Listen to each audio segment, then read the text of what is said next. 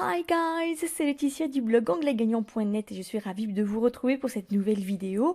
Aujourd'hui, say or tell, et oui. Alors, say or tell, that is the question. Et oui, je n'ai pas résisté à invoquer le grand William Shakespeare dans Hamlet. Donc, alors, il faut savoir que quand il dit to be or not to be, that is the question, il parle à un crâne. D'où ce magnifique crâne. Alors, bon, juste pour le diaporama, hein, parce que sinon je suis pas trop sale, mais quand même, il est beau avec ses cœurs roses, tout ça, moi j'aime bien. Allez, donc, le problème pour nous, francophones, pour say or tell, c'est que concrètement, la différence, on nous demande de choisir entre la différence entre dire et dire, puisque say, quand on l'utilise, quand on ouvre un dictionnaire, on va nous dire que ça veut dire dire, et tell, on va nous dire que ça veut dire dire. Right. Don't ask. Ils ont deux mots là où nous on en a un. Donc forcément il y a une petite différence d'utilisation que je vais vous expliquer. Mais voilà, donc je vous explique, mais voilà, à une condition. Au moins, voilà, au minimum vous mettez un pouce vers le haut, mettez un petit like. Et puis sinon si vous voulez vous pouvez aussi partager la vidéo. Ouais non je sais c'est un peu un pauvre chantage. Mais bon qu'est-ce que vous voulez ma bonne dame, on se refait pas. Donc allez on continue. Il y a donc une différence de sens entre say et tell.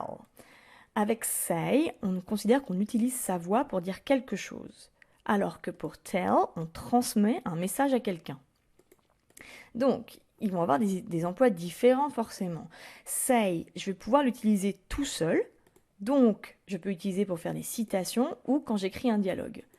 Donc, to be or not to be, Hamlet said. C'est vraiment une pièce sympa hein, si vous voulez la lire.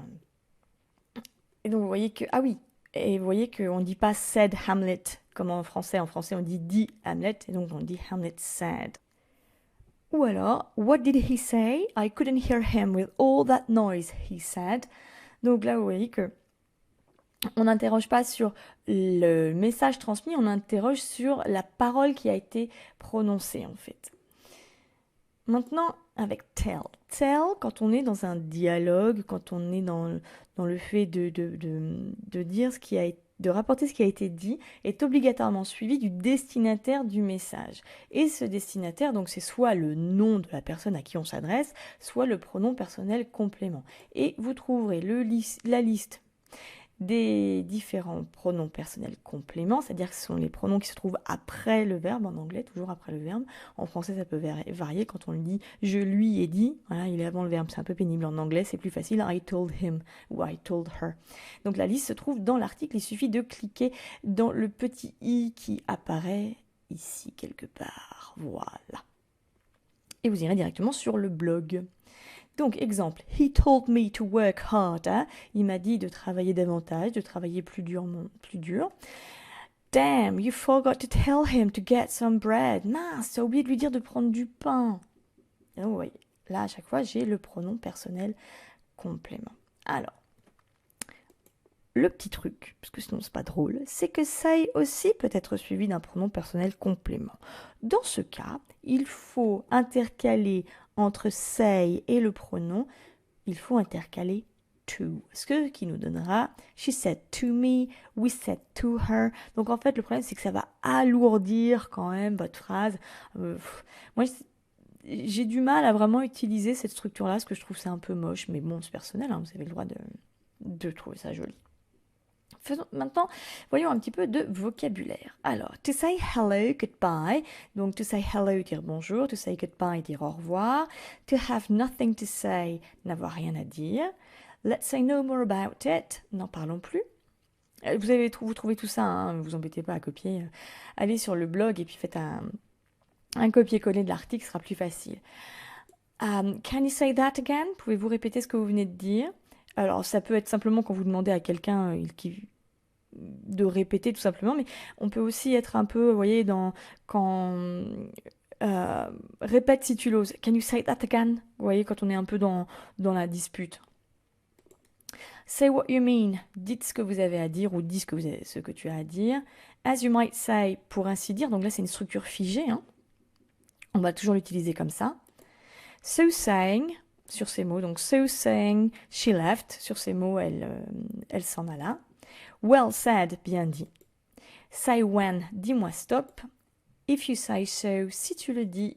To say a prayer, dire une prière. Et donc tell, to tell the truth ou to tell a lie, donc dire la vérité ou un mensonge. Et alors il y a une structure, une expression idiomatique, sorry I tell a lie, qui est bizarre grammaticalement parce que comme vous le dites sur le coup, c'est-à-dire que ça se passe au moment où vous êtes en train de le dire. Donc normalement on devrait avoir sorry I'm telling a lie, mais non, c'est une structure idiomatique. Sorry I tell a lie, pardon, je me trompe. To tell someone to do something, dire à quelqu'un de faire quelque chose. To tell the truth, prédire le futur. To tell the time, dire ou donner l'heure. So I've been told, c'est ce qu'on m'a dit, je suis allée un petit peu vite là, pardon. You're telling me, à qui le dites-vous, vous m'en direz tant.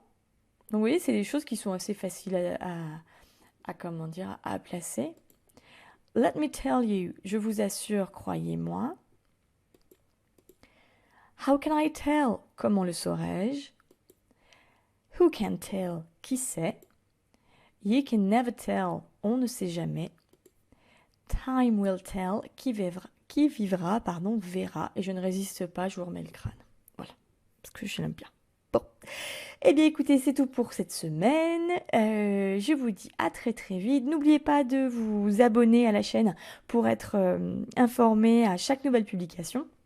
Et je vous dis à très très vite. Bye!